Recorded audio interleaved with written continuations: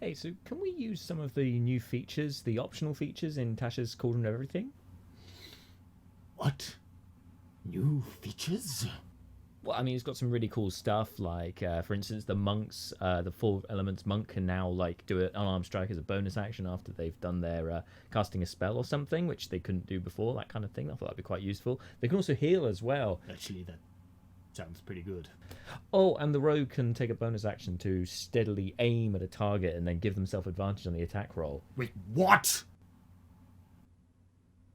Hello and welcome. So in today's Don't Believe the Hype, I'm going to be going through all of the optional class features in Tasha's Cauldron of Everything.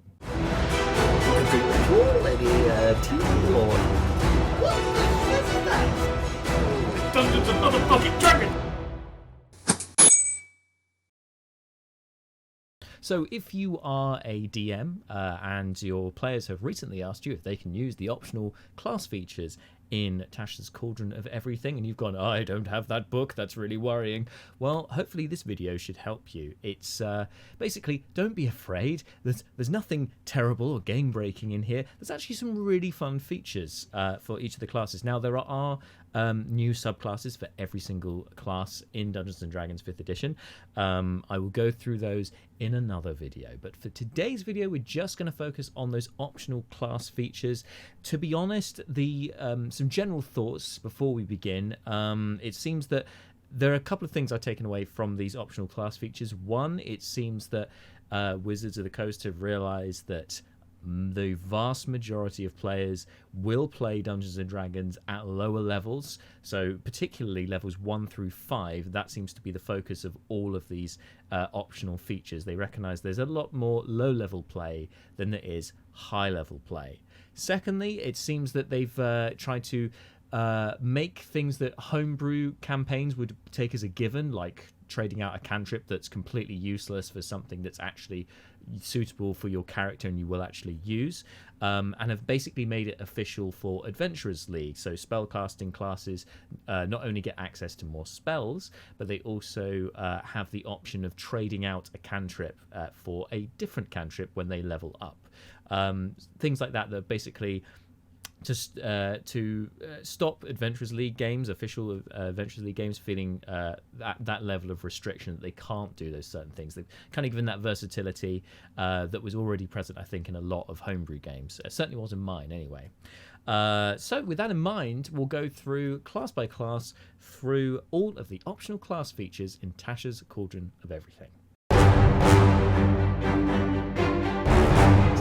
For the most part, barbarians don't have a lot of extra features going on, and in fact there are one of the only ones that I have mentioned that breaks that 1 to 5 level optional feature. They have a 7th level optional feature. I'll get to that in a second. But with the barbarian, you get 2 new optional features.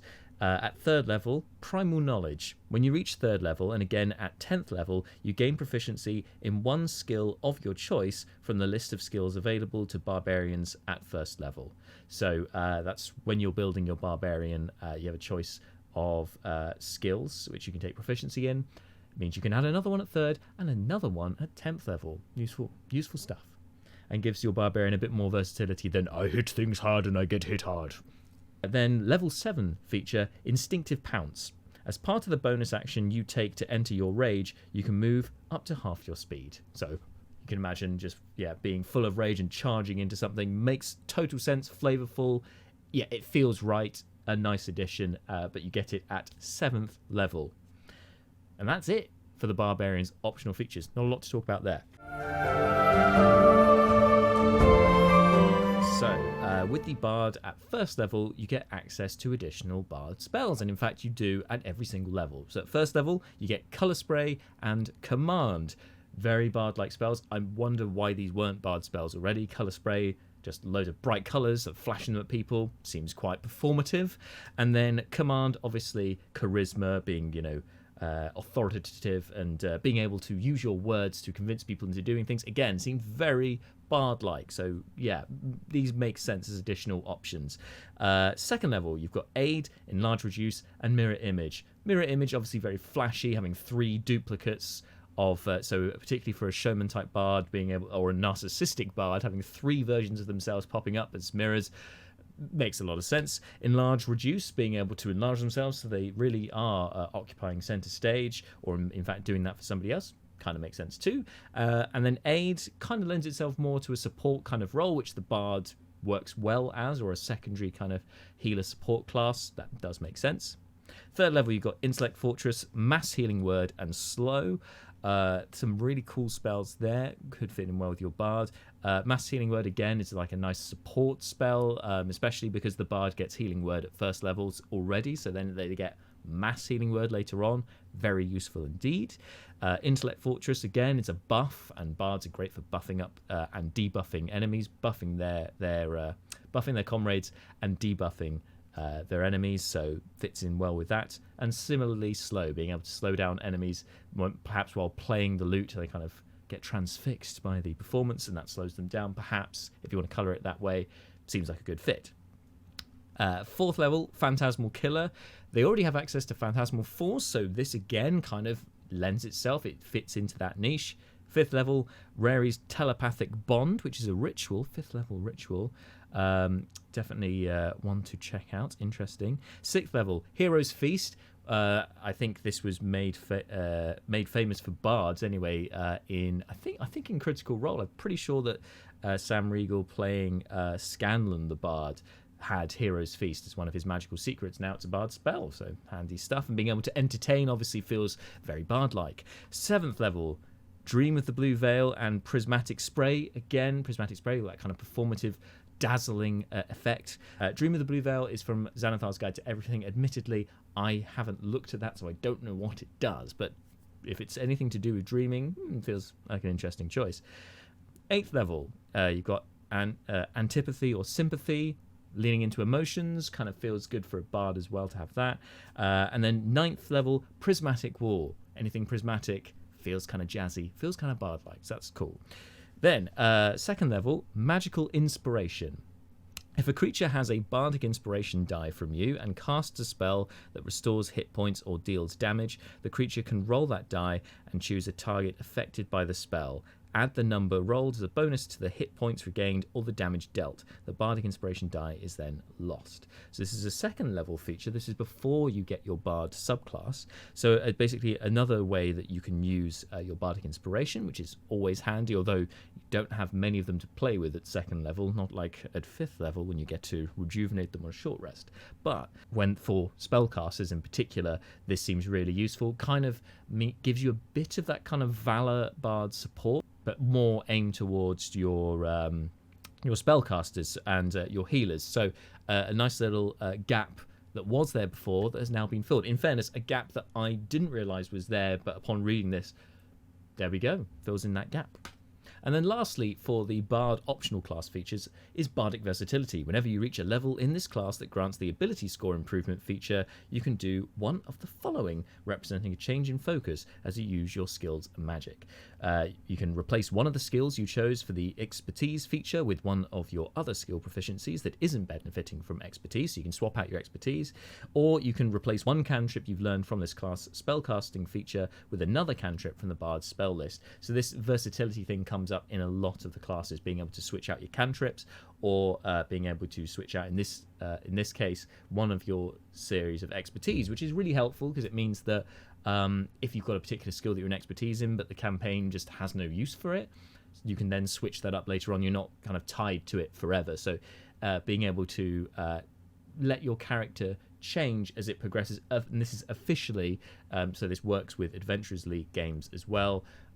Seems like a good move to me. That is everything for the Bard.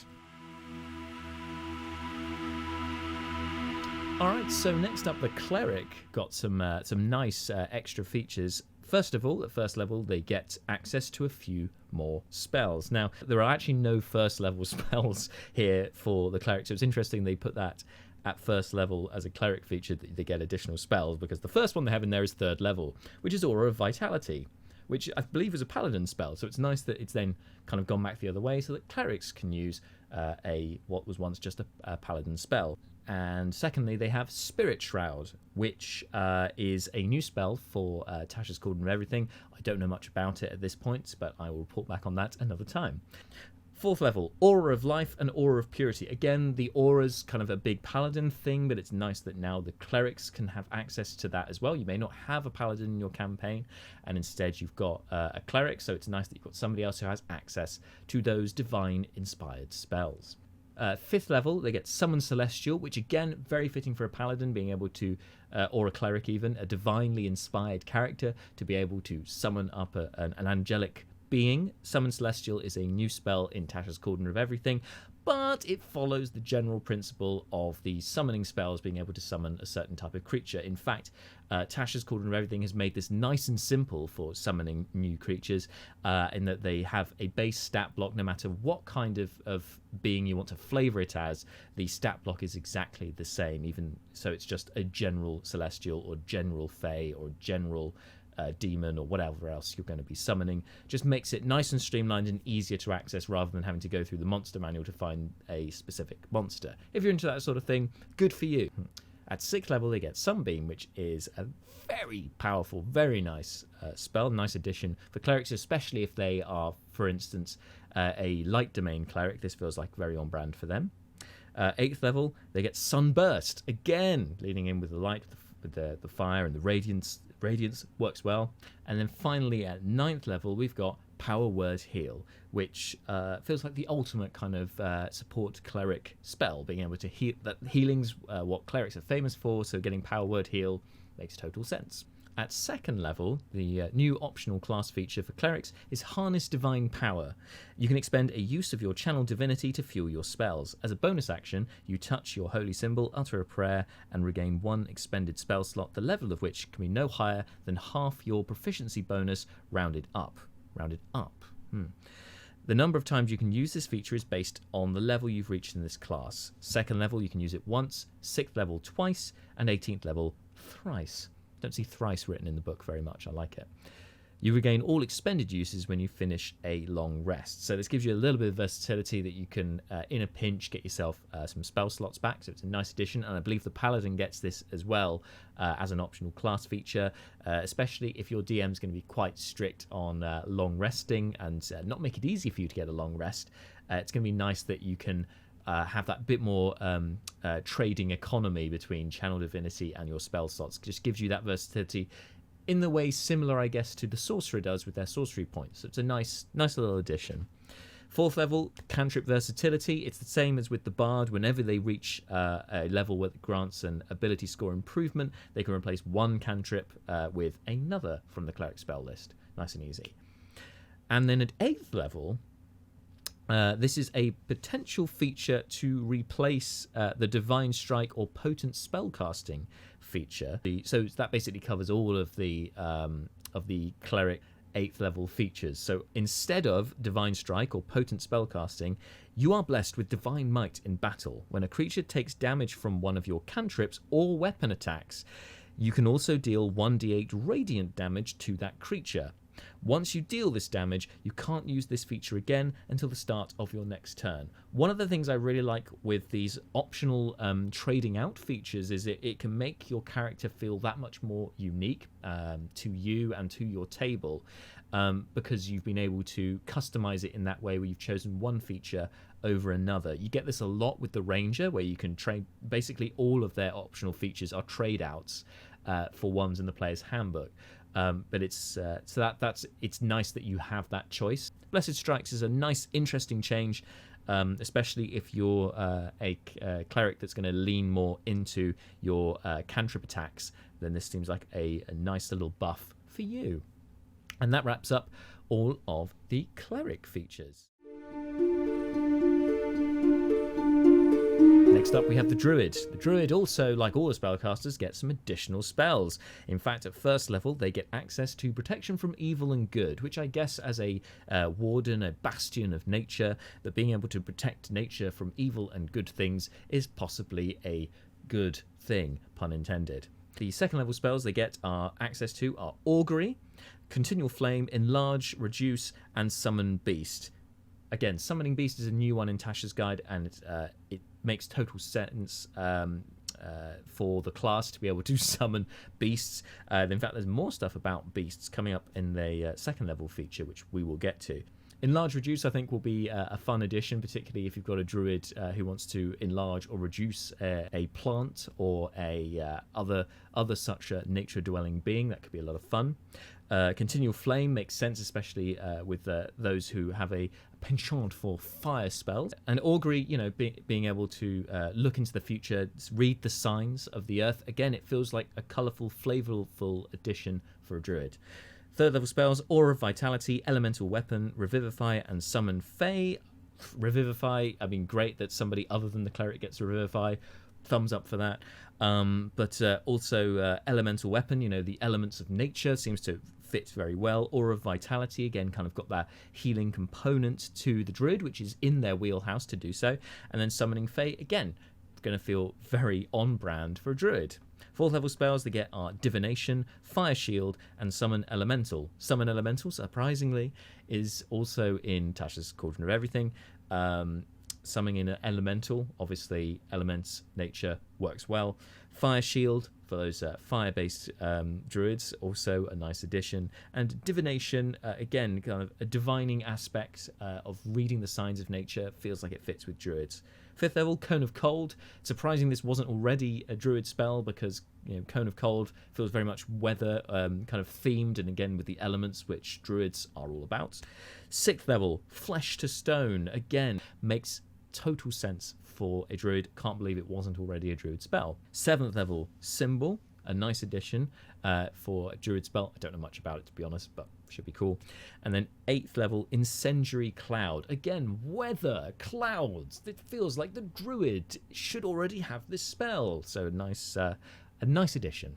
So the second level feature for druids is Wild Companion. If you have a party who love their pets, which they usually do, well, there's this is a special thing for druids. You gain the ability to summon a spirit that assumes an animal form. As an action, you can expend a use of your Wild Shape feature to cast the Find Familiar spell without material components. When you cast the spell in this way, the familiar is a fae instead of a beast, and the familiar disappears after a number of hours equal to half your druid level. So one of the nice things in Tasha's Cauldron of Everything with the druid is that they've given you additional ways to use your Wild Shape feature. So it's not just to turn to Wild Shape, to turn into a beast of your choice. Instead, there are other ways to use it. With the 3 new subclasses, they are the Circle of Spores, where you get to use your Wild Shape feature to awaken spores and gain temporary hit points and things like that.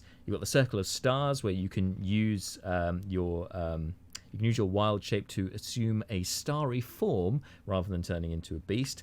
And the Circle of Wildfire, you can use your Wild Shape to summon a wildfire spirit as a little fiery animal companion that does a lot of damage. So interesting that they've really kind of latched onto this, because Wild Shape actually didn't seem broken at all, but it's a fair point that it was fairly there wasn't much versatility with how it was used. There was only one way that it could be used. So again, this is a nice little broadening and kind of adding breadth to the class. So I like it. And then finally, at 4th level, cantrip versatility. Just like with the cleric, you can swap out one of your cantrips for another druid cantrip. Nice. Next up, we have the Fighter. Now, the optional class features for the Fighter also applies to some of the other martial classes. To save me kind of going over the same thing over and over again, I'm going to go through them all here, and then we can kind of make reference to them with the other martial classes. So, first of all, at 1st level, you get some new fighting style options. So rather than just the 6 or 7 that are in the player's handbook, you now get access to some new ones, and they are some really interesting, flavorful ones. First of all, blind fighting. You have blind sight with a range of 10 feet. Within that range, you can effectively see anything that isn't behind total cover, even if you're blinded or in darkness. Moreover, you can see an invisible creature within that range, unless the creature successfully hides from you. So it's kind of in a blind fury, just having heightened senses that you can just map out the entire area in your immediate vicinity. seems like a cool little addition to your fighter, especially if you're going for one who maybe is more at home in the darkness. This feels like a nice fit. Next one is Interception. This is one of my personal favourites. It's got a bit of the monk feel to it, and you'll see why. When a creature you can see hits a target other than you within 5 feet of you with an attack, you can use your reaction to reduce the damage to the target takes by 1d10 plus your proficiency bonus to a minimum of 0 damage. You must be wielding a shield or a simple or martial weapon to use this reaction. So this is kind of similar to the monk's deflect missiles ability, in that you roll a d10 and then you add, I think it's dex actually for a monk, but in this case proficiency bonus to then intercept and either stop the attack altogether or at least reduce the damage. So instead of using protection, which is a fighting style you have to have a shield for to impose disadvantage, now with interception you can instead just reduce the damage. So rather than hoping the attack will miss, if it does hit, you then get to use your reaction. So in terms of action economy, this feels like, for me, seems like probably a better fit than protection, unless you are trying to make them miss altogether. If you're hoping they'll miss altogether with protection, then that's it. Then that's niche. Interception is much more for minimizing damage, but I like it. I like it a lot. And then Superior Technique. You learn one maneuver of your choice from among those available to the Battlemaster archetype. If a maneuver you use requires your target to make a saving throw to resist the maneuver's effects, the saving throw, and it's the same combination as it is for the Battlemaster. So it's the DC equals 8 plus your proficiency bonus plus your strength or dexterity modifier, your choice. You gain 1 superiority die, which is a D6. This die is used to fuel your maneuvers. As a superiority die is expended when you use it, you regain your expended superiority dice when you finish a short or long rest. So it's kind of like the feats where you get to take on a couple of Battlemaster maneuvers, which I forget the name of, but I will write it down here. But yeah, a useful fighting style to give you a free Battlemaster maneuver without having to take the Battlemaster archetype. And I think they recognized in Tasha's that the Battlemaster archetype gives you so much more versatility and options in fighting that makes the combat side for your fighter that much more interesting, because you can try to control the battlefield and change things up in a way that you couldn't with any other fighter archetype. So I think that's kind of a recognition of that. And in fact, at the end of the chapter on the segment on the fighter, they actually list a number of recommended builds for different types of Battlemaster fighters, depending on what feel you want your fighter to go for. So clearly putting a lot of emphasis behind the Battlemaster archetype. There are new subclasses, of course, in Tasha's Cauldron of Everything, and we'll get to that another time. You also get another fighting style you can choose is thrown weapon fighting. You can draw a weapon that has the thrown property as part of the attack you make with the weapon. In addition, when you hit with a ranged attack using a thrown weapon, you gain a +2 bonus to the damage roll. So this irons out once and for all that you can, that with this fighting style at least, you can draw and throw a thrown weapon as part of the same action, rather than being able to only draw or stow one weapon as a free action on your turn. So if you are playing a fighter who likes to throw things, lots of things, then this works for you. And finally, you get unarmed fighting as an option for fighting styles. Your unarmed strikes can deal bludgeoning damage equal to 1d6 plus your strength modifier on a hit. If you aren't wielding any weapons or a shield when you make the attack roll, the d6 becomes a d8. At the start of each of your turns, you can deal 1d4 bludgeoning damage to one creature grappled by you. So, if you want to be a tavern brawler without taking the tavern brawler feat, unarmed fighting is the one for you. If you want to have a pugilist feeling fighter, kind of goes for fisticuffs rather than weapons, this feels like a great option for you. At 4th level, martial versatility.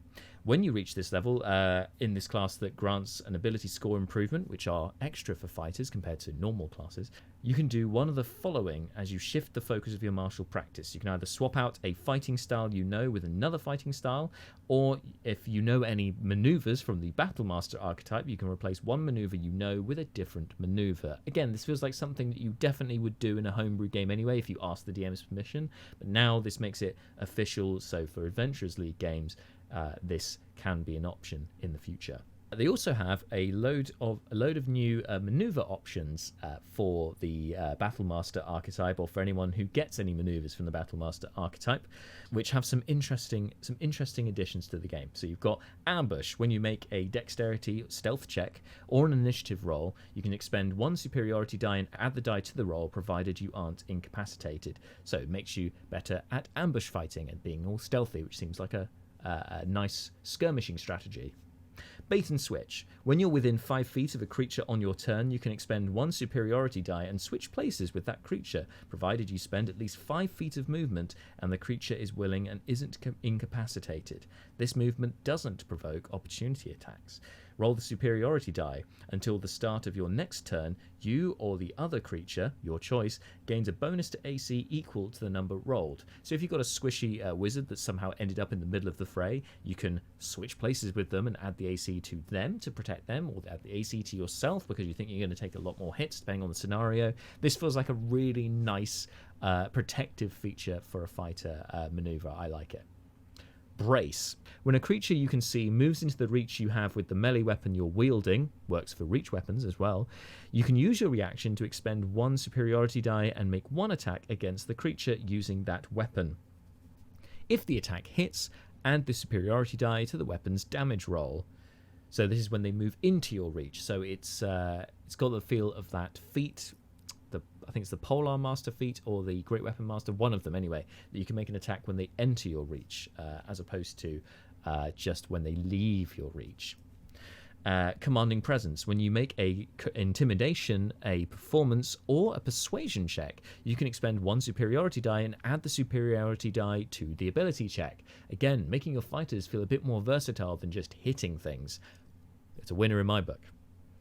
Grappling strike. Immediately after you hit a creature with a melee attack on your turn, you can expend 1 superiority die and then try to grapple the target as a bonus action. Add the superiority die to your athletics check for the grapple. If you like grappling is a really fun mechanic, and when it works very, very well. This is a nice option for you, and it kind of gives you again a bit of the tavern brawler feel without taking the feat, so that's nice.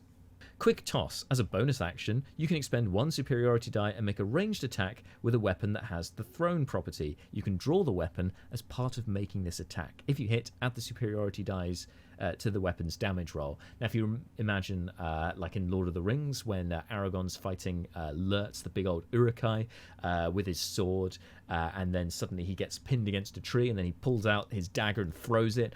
That's the kind of feel for quick toss, being able to, in the middle of the fray, to just rip off another little dagger you've got by your side and just chuck it at an enemy.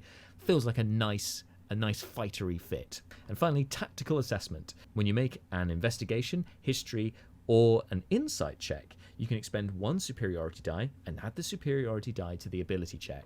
Again, with the versatility, being able to make fighters better at more things than just fighting.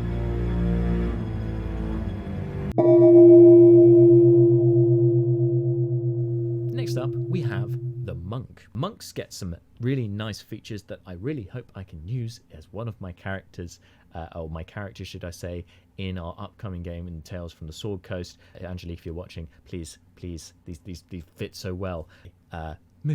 Moving on from that, aside from that, second level, dedicated weapon. You train yourself to use a variety of weapons as monk weapons, not just simple melee weapons and short swords, which are the base class of the monk. You only get access to simple melee weapons and short swords. Whenever you finish a short or long rest, you can touch one weapon, focus your key on it, and then count that weapon as a monk weapon until you use this feature again. The chosen weapon must meet these criteria. It must be a simple or martial weapon, you must be proficient with it, and it must lack the heavy and special properties. So, nice one here for classes, so for instance for elf or dwarf monks that get access to additional weapon proficiencies, or in fact if you've got other weapon proficiencies through other means as a monk, now you can still use those weapons without having to take, say, the Kensei monk subclass. Much more importantly, all monks can use darts as a monk weapon, and the fact that all monks are given darts as a starting weapon, they get 10 darts for some reason, which they can't use as monk weapons for no reason whatsoever. It just doesn't make any sense. This is a very nice fit because it actually means your darts will be useful. I mean, you can, at higher levels, start doing d10s of damage with darts. It feels like a pretty badass monk thing to do. This seems like a good fit to me. Third level, yet key-fueled attack. This feature, 100%, is for making your 4 elements monk fit better as a monk, rather than it feeling like its 4 elements abilities are in direct opposition to its monk abilities. If you spend 1 key point or more as part of your action on your turn, you can make 1 attack with an unarmed strike or a monk weapon as a bonus action before the end of the turn. This means that for 4 elements monks, when you use one of your elemental disciplines, such as casting Burning Hands, as well as doing that spell, can then make an unarmed strike. So it doesn't feel like you're making the choice between doing a spell, doing an elemental discipline, or making your monk attacks. This seems particularly geared towards 4 elements monks from my viewpoint. 4th level monk feature, quickened healing. As an action, you can spend 2 key points and roll a martial arts die. You regain a number of hit points equal to the number rolled plus your proficiency bonus. So, at the cost of 2 key points, which especially at level 4 is quite a lot for only a little bit of healing, this seems like a nice kind of not quite on par, but getting there to the fighter's second wind ability, just being able to heal yourself with some key points. Of course, as you get to higher levels, you'll be able to do this more often if you need to. I would say this is particularly useful really just before you take a short rest, that you can kind of dump what key points you have left remaining into healing yourself a bit, meaning that you potentially will be using less hit die during your short rest to bring back your hit points. So this seems like a nice kind of another way of using your ki, channeling your ki to heal yourself. Feels very much in keeping with the monk and makes you feel a little bit more tanky than perhaps your D8 hit die would suggest. And then finally, 5th level, focused aim. When you miss with an attack roll, you can spend 1 to 3 key points to increase your attack roll by 2 for each of these key points you spend, potentially turning a miss into a hit.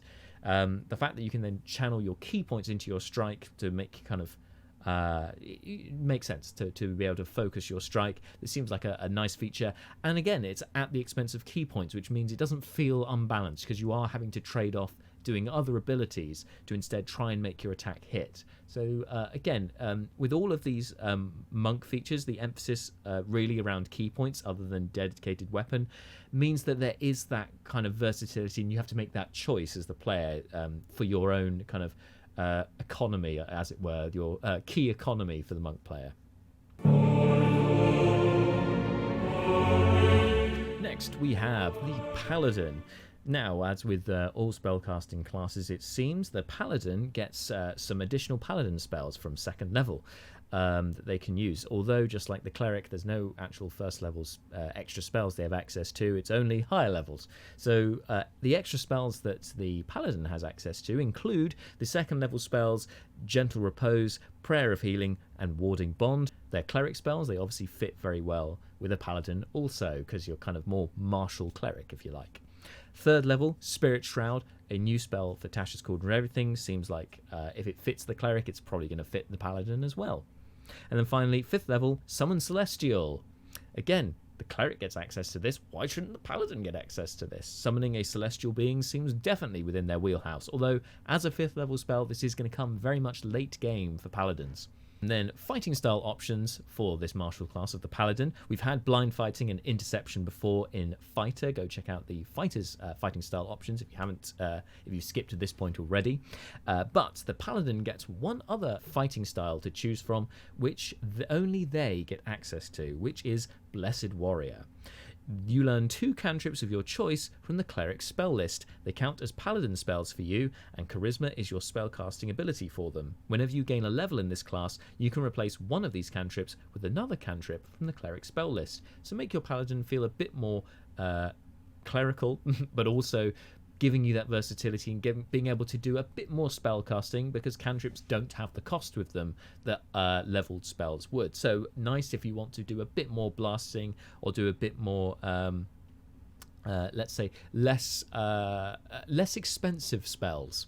At 3rd level, Harness Divine Power is exactly the same as what the clerics get at 2nd level. You can expend a use of your Channel Divinity to fuel your spells. As a bonus action, you touch your holy symbol, utter a prayer, and regain 1 expended spell slot, the level of which can be no higher than half your proficiency bonus, rounded up. The number of times you can use this feature is based on the level you've reached in this class. So it's very similar to with the cleric. And I think this is actually more useful for the paladins than it is for the clerics, because paladins are shorter on spell slots as it is, and so they're probably going to be more inclined to perhaps, instead of using Channel Divinity, get those extra spell slots so they can do more smiting if they are so inclined. And then finally, 4th level, Martial Versatility. They can swap out a fighting style whenever they get the ability score improvement feature. They can swap out their fighting style for a different one. Just gives them that versatility. Okay, next up is the most customized of the lot. It is the Ranger. The biggest optional choice for the Ranger is basically being able to swap out most of the core class features for ones suggested here in Tasha's Cauldron of Everything.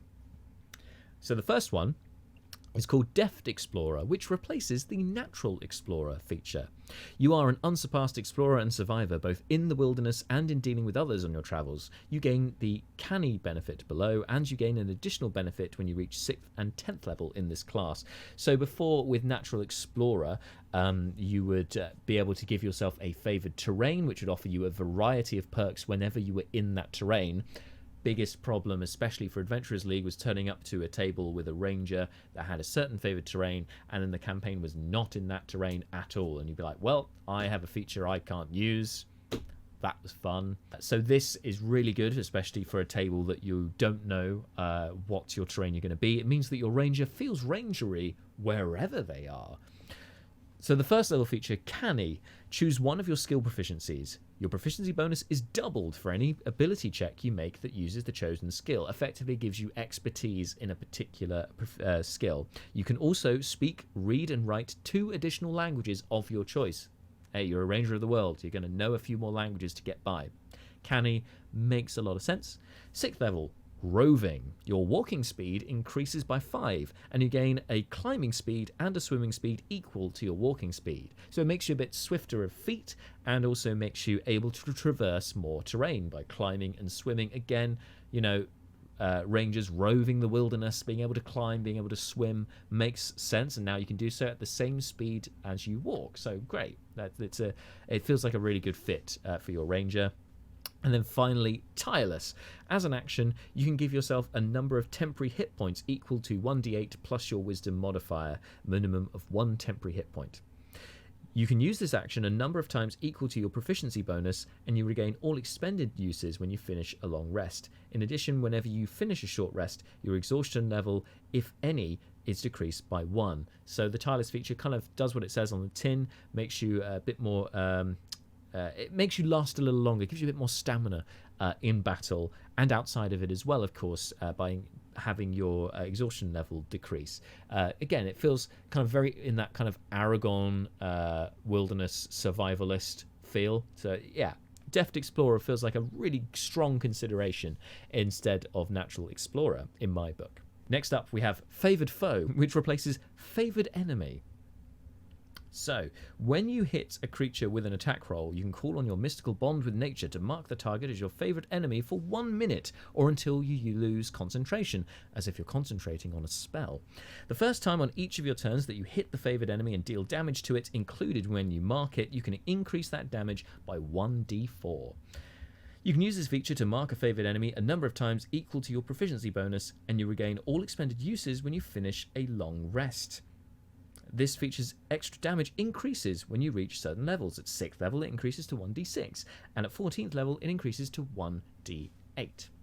So, this mixed feelings on this one, because when this was in Unearthed Arcana, people were a lot more excited about it because it didn't use concentration, so it didn't interfere with your concentration spells. So it meant that you just got a free damage buff. So that seemed like a cool extra feature for your rangers to make them kind of keep on par with their damage output.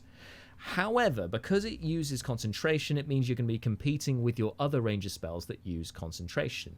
For instance, the obvious choice here is Hunter's Mark, because that gives you not only gives you a D6 worth of damage rather than a D4, but it does it on every hit you make, not just once per turn. So if you were considering having Hunter's Mark as one of your core ranger spells, Favored Foe feels a little unnecessary, really. It wouldn't be used, it'd be redundant.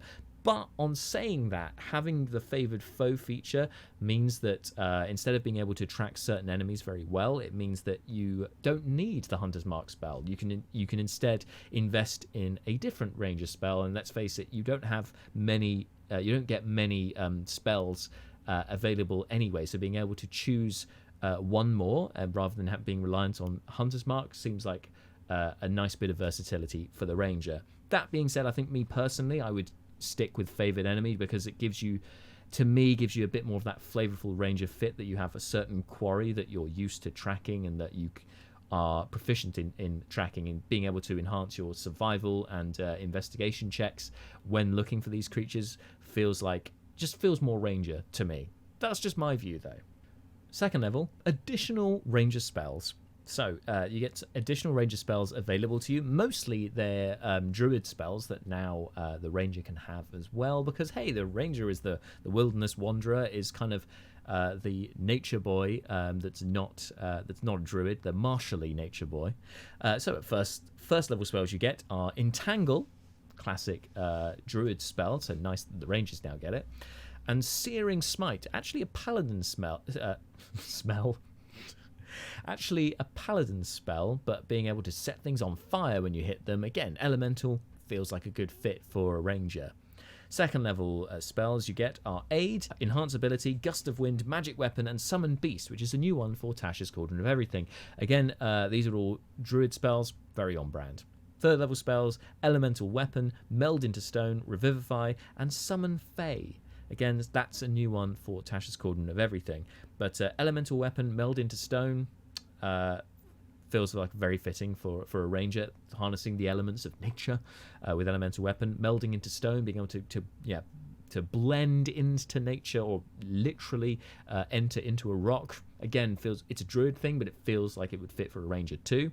And Revivify, rangers with Revivify, hey, do a bit more healing as a ranger. Why not? That sounds great.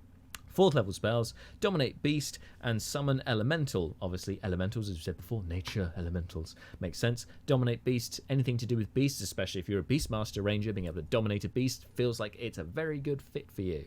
And then fifth level spell, Greater Restoration. Again, this is I think you already have access to Lesser Restoration as a ranger, so having Greater Restoration feels like the natural progression of spells. And at fifth level, it's going to be one of the last spells you pick, so if it seems relevant to you, you should go with it. The Rangers' fighting style options, they get additional fighting styles to choose from. They include blind fighting and thrown weapon fighting, which we talked about in the fighter section, and one just for Rangers, Druidic Warrior. As it sounds, you learn 2 cantrips of your choice from the Druid spell list. They count as ranger spells for you, and Wisdom is your spellcasting ability for them, just like it is for the Druid. Whenever you gain a level in this class, you can replace one of these cantrips with another cantrip from the Druid spell list. So it's in effect like almost like taking the Magic Initiate feat, but instead of having to sacrifice one of your ability score improvements, you're just sacrificing your fighting style instead. So, and if you want to, again, as with the Paladin, with their Blessed Warrior fighting style, if you want to be able to just throw spells that don't cost you anything at people as a ranger, you can do so with this fighting style.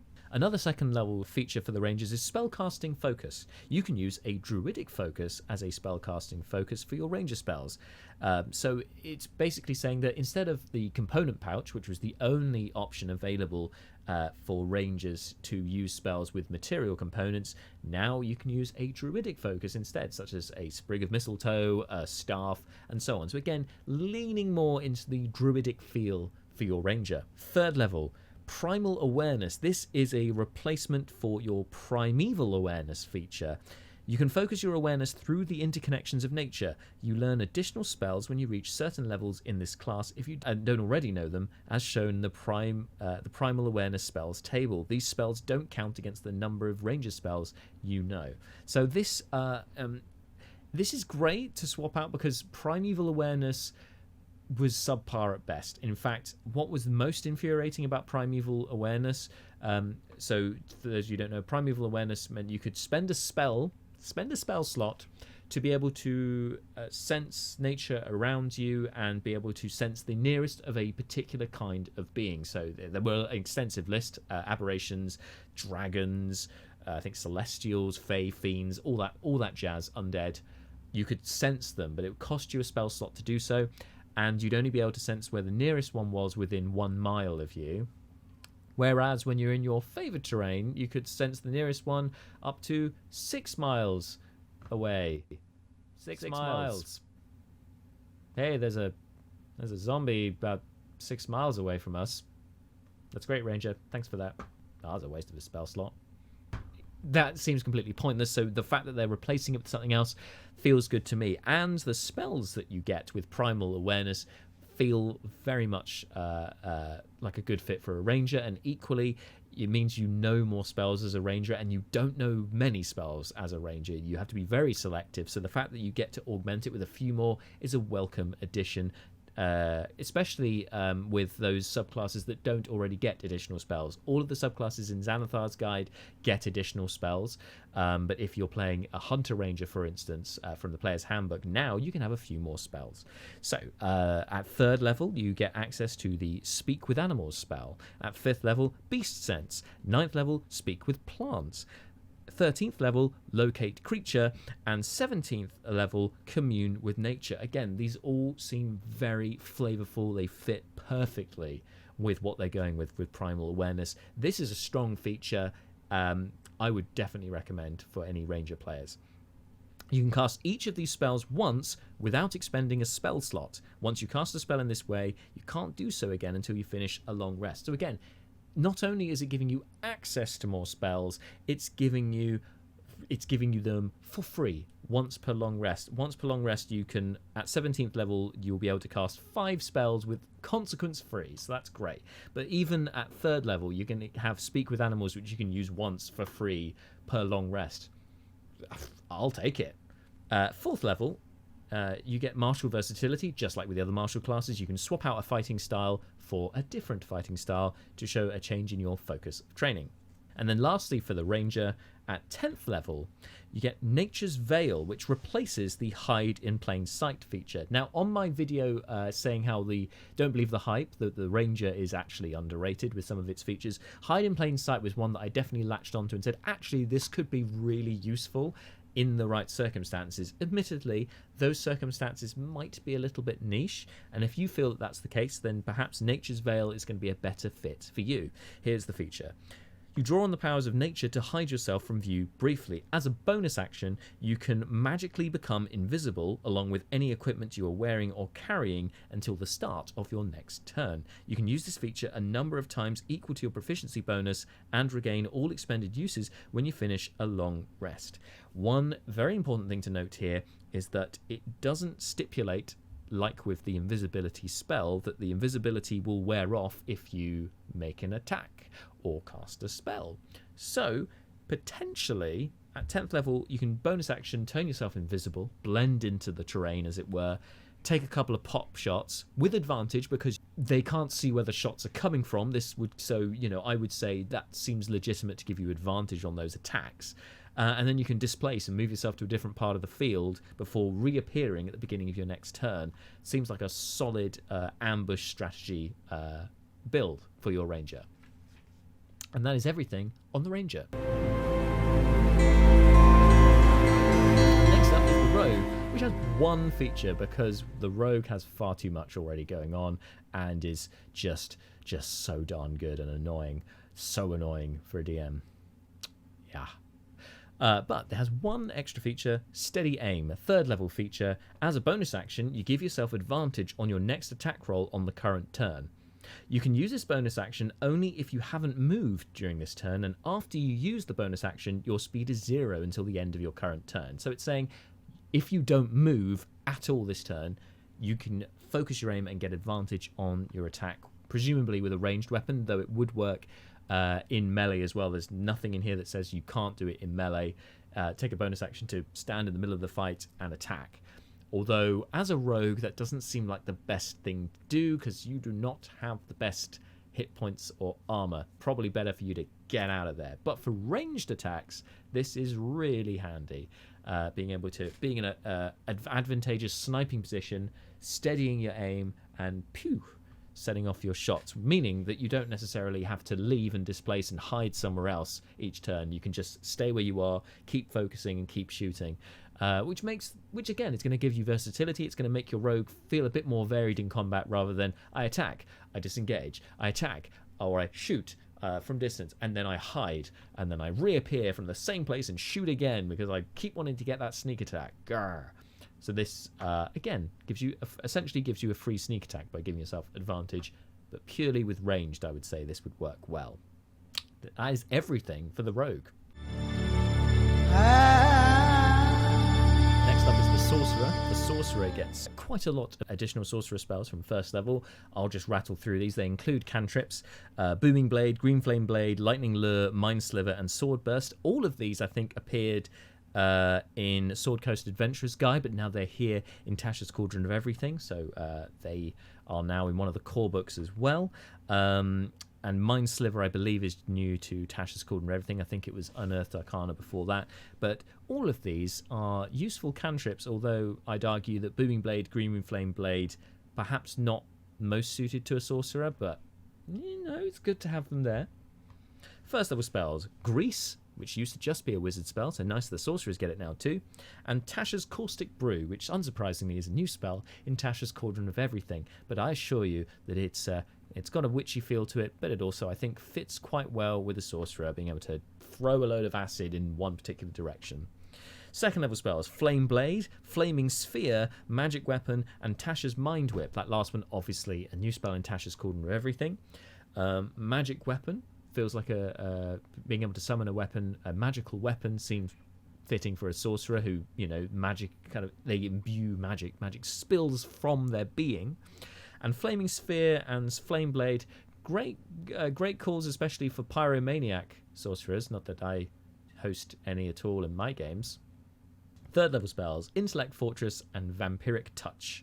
Intellect Fortress, new one in Tasha's Cauldron of Everything. Really good for intelligence saves, especially if you're fighting things like Mind Flayers. Intellect Fortress, very useful spell. And Vampiric Touch, again, I can see why they want sorcerers to have that. It's not moody and dark or anything. Fourth level spell, Fire Shield. Again, Pyromaniac sorcerers. There's another one for you. Yes. Fifth level spell, Bigby's Hand. Great fun spell, Bigby's Hand. Used to just be for wizards. Hey, now sorcerers get it. Go sorcerers. Sixth level, Flesh to Stone, Otterluke's Freezing Sphere, and Tasha's Otherworldly Gaze, which of course is a new spell in Tasha's Cauldron of Everything. These some of these that are adapting your appearance by magic. Flesh to Stone, being able to harden yourself up. Tasha's Otherworldly Guise, being able to take on a different form.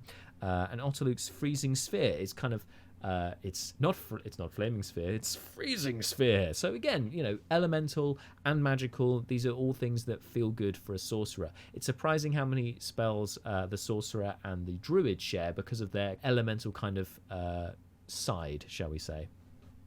Seventh level spell, Dream of the Blue Veil, another one in Tasha's Cauldron of Everything. It's come up in a few classes and I haven't looked at it yet. Eighth level spell, Demiplane.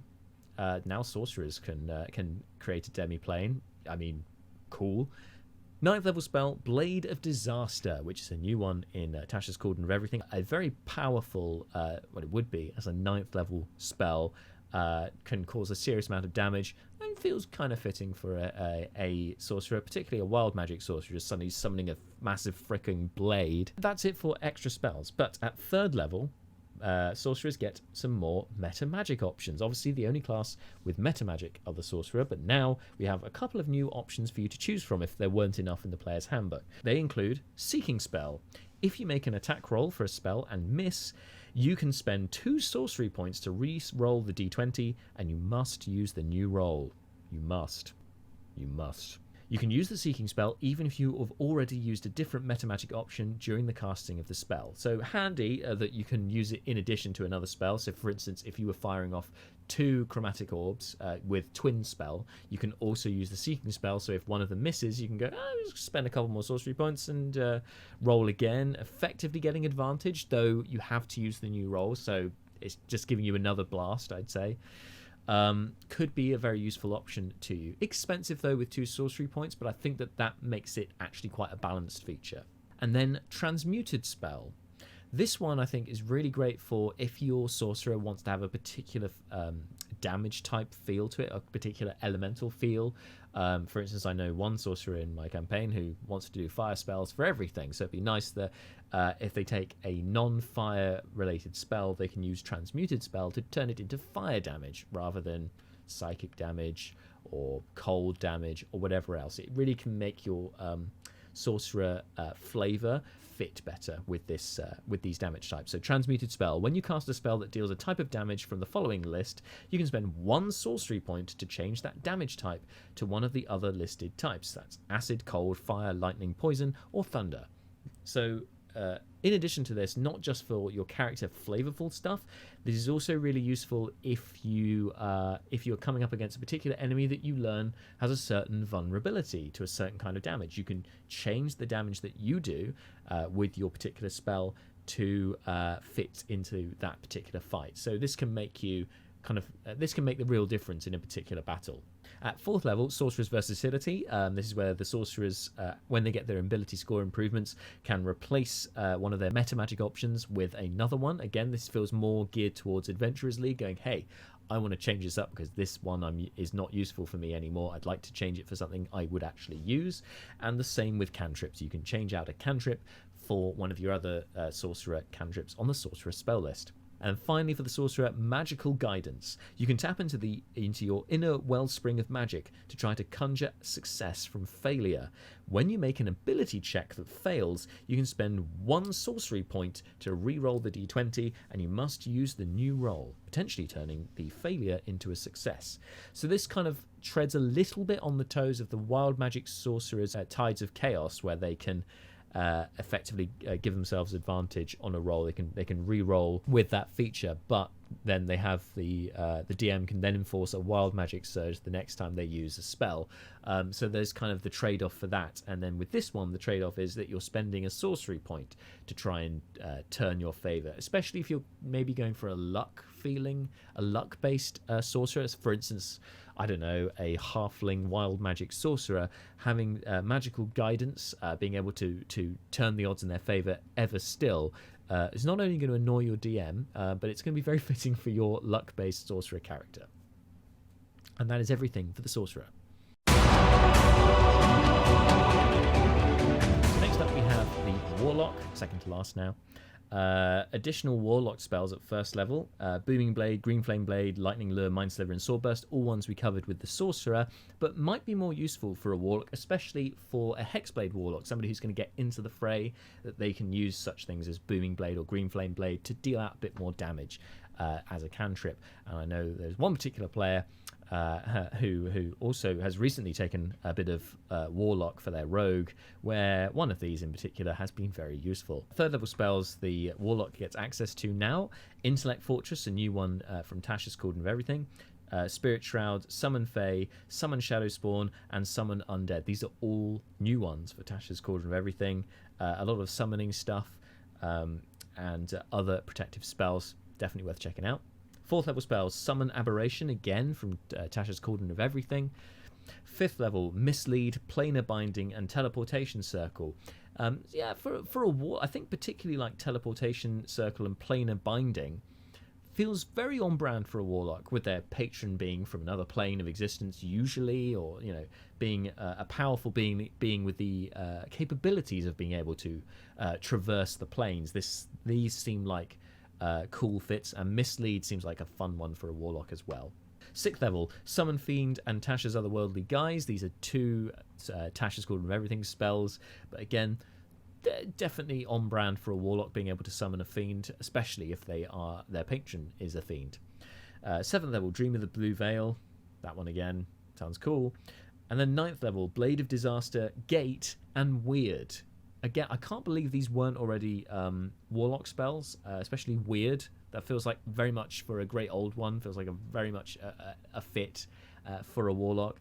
And Gate as well, again, traversing planes, feels like it's in the wheelhouse of a Warlock. So seal of approval there. Now, another thing that the Warlock gets in Tasha's Cauldron of Everything is a new Pact Boon option. We haven't seen any new ones since the Player's Handbook were released, those 3 being Pact of the Chain, Pact of the Tome, and Pact of the Blade. Now, you can also have Pact of the Talisman. Your patron gives you an amulet, a talisman that can aid the wearer when the need is great. When the wearer fails an ability check, they can add a d4 to the roll, potentially turning the roll into a success. This benefit can be used a number of times equal to your proficiency bonus, and all expended uses are restored when you finish a long rest. If you lose the talisman, you can perform a 1-hour ceremony to receive a replacement from your patron. This ceremony can be performed during a short or long rest, and it destroys the previous amulet. The talisman turns to ash when you die. So it's just a new way of being a warlock with a talisman, and an amulet seems like, again, like an enchanted amulet. Feels very much in keeping with warlocks and gives you a different option than just blades, having a familiar or having a book that you carry around. So yeah, Pact of the Talisman seems like a cool new Pact Boon feature. It's one I think if I were to play a Warlock soon, I would definitely be tempted to try out Pact of the Talisman. Then 4th level, Eldritch Versatility. Much like the other classes, you get to swap out either a cantrip. You can replace the option you chose for the Pact Boon feature. This means you can change your Pact Boon from Pact of the Talisman if you think it's not working out for you, to change it out to Pact of the Blade or whatever else. And if you're 12th level or higher, you can replace one spell from your Mystic Arcanum feature with another Warlock spell of the same level. So again, it gives you that flexibility and versatility which otherwise, according to rules as written, you couldn't do. So they have a little disclaimer at the end of this one, which says, if this change makes you ineligible for any of your Eldritch invocations, you must also replace them now, choosing invocations for which you qualify, just to make sure you're not breaking the game. Speaking of Eldritch invocation options, there are new Eldritch invocation options for you to choose from. Lots of them have prerequisite levels or particular pacts. One we've seen already in the Many Lands campaign, which is Farscribe, which basically allows you to use your Pact of the Tome to cast the sending spell to creatures who have written their name in your book. There are some other very interesting ones, particularly ones geared towards Pact of the Talisman, the new pact brought into Tasha's Cauldron of Everything. Definitely worth having a look at. I won't go through them all today, definitely don't have enough time, but definitely check those out. And that's everything for the Warlock. Finally, we have the Wizard. The Wizard, again, doesn't have a lot of new features. Really, it's just unlocking new spells. And a lot of these being spells from Tasha's Cauldron of Everything, because wizards have all the spells. So, from 1st level, spells you now get to choose from as a wizard include the cantrips that we said already. That's Booming Blade, Green Flame Blade, Lightning Lure, Mind Sliver, and Sword Burst. Hey, some of those might not be so useful for a wizard, but they're definitely going to be useful for an Eldritch Knight or an Arcane Trickster, who get to access to the wizard spell list as well. 1st level spell, Tasha's Caustic Brew. It's a new one from Tasha's Cauldron of Everything. Works for a wizard as well as a witch or a sorcerer, so yeah, that's all good. 2nd level, Augury, Enhance Ability, and Tasha's Mind Whip, another new one. These are wizards. They have all the spells. Other logic, it doesn't matter. They just have it. Just have all of the things, and particularly Augury's going to be a great one for a wizard because it's a ritual spell. As we all know, wizards with their spell books love ritual spells because, hey, I can access it as a ritual anytime I like. It's just another spell I can use, although it take 10 minutes to use it, but still useful. 3rd level spells, Intellect Fortress, Summon Fae and Spirit Shroud, Summon Shadow Spawn and Summon Undead are all new ones from Tasha's Cauldron of Everything, and the other one being Speak with Dead, which I think is an underutilized spell. It could have some really useful effects, especially if you're doing some investigating after like a murder, for instance.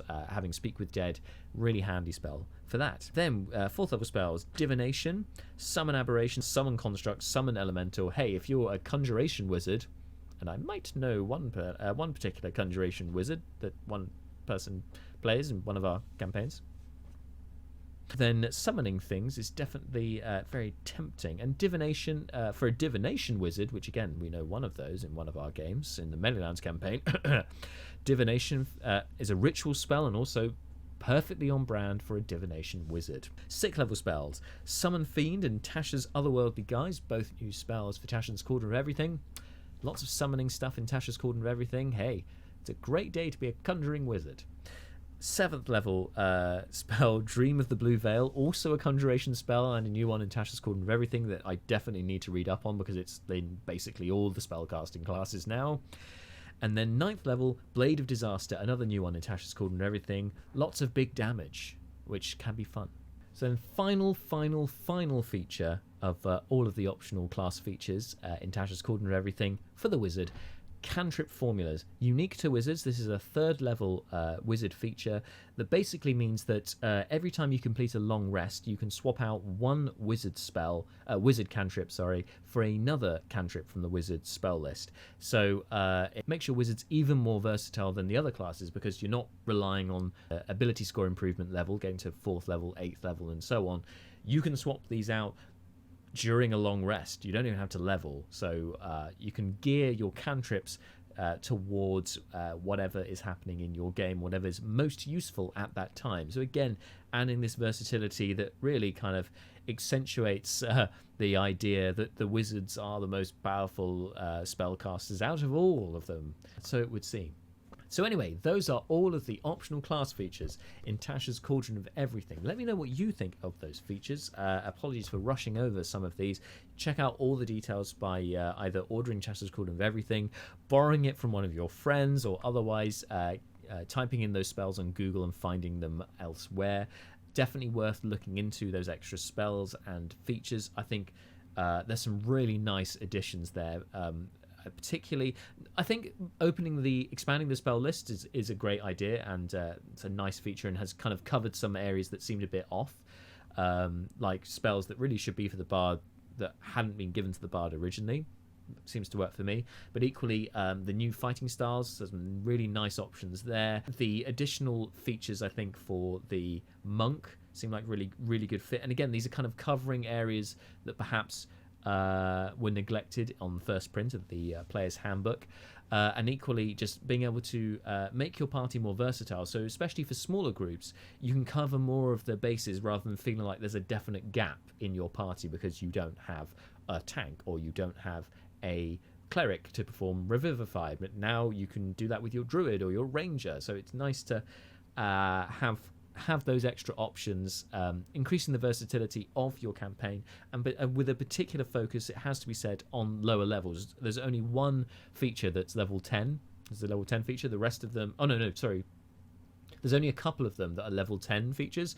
There's nothing above that I've seen in this book, so it's definitely geared towards a lower level of play, and perhaps that reflects most of the campaigns that you play in. So if you haven't done so already, definitely worth getting a copy of Tasha's Cauldron of Everything for yourself and having a read of this and all of the new subclasses for each of the classes in the game. There's also a full printout of the Artificer, along with one new subclass for the Artificer as well, which again I'll go over in a future video. Until next time, guys, if you are DMing a game and a player asks you, hey, can we use some of these features from Tasha's Cauldron of Everything, don't worry, don't panic.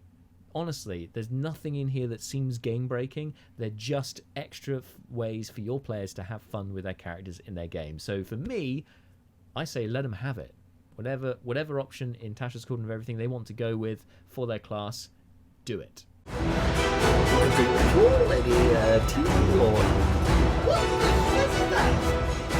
Dungeons and motherfucking Dragons!